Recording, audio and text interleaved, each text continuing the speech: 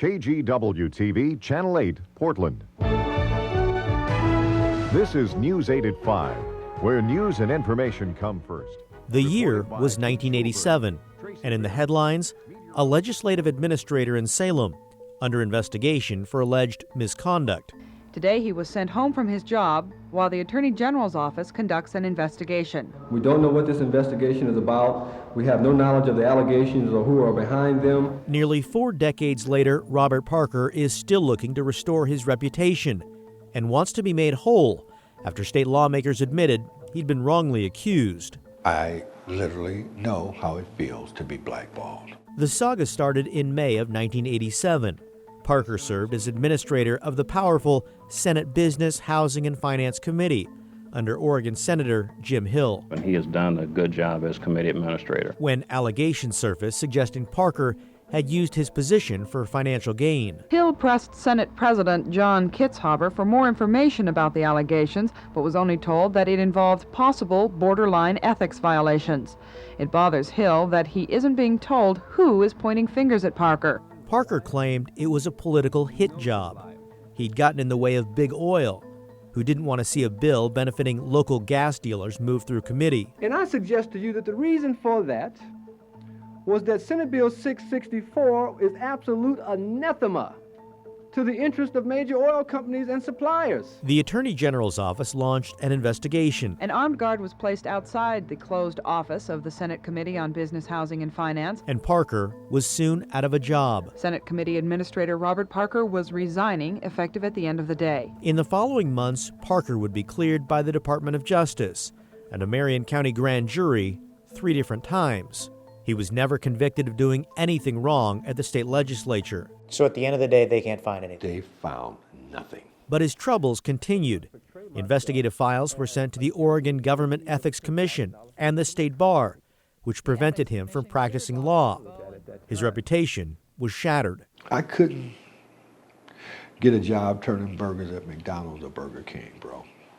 Despite my skill set, despite my credentials. Discouraged but not defeated, Parker fought back. I filed a plethora of lawsuits. He challenged the establishment and worked to restore his personal and professional life.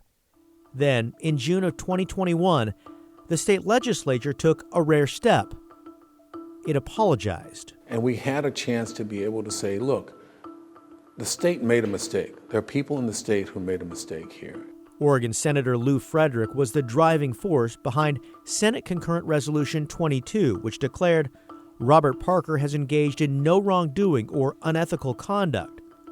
Once and for all, it provided him with an apology for the 31 years of damage wrongfully done. Oregon, unfortunately, has a history of racial discrimination that most folks don't recognize. A few months later, the Oregon Supreme Court reversed its 1992 decision denying Parker admission to the state bar because he was unfit.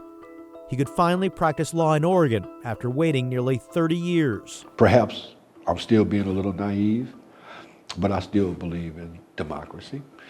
I still believe in our judicial process.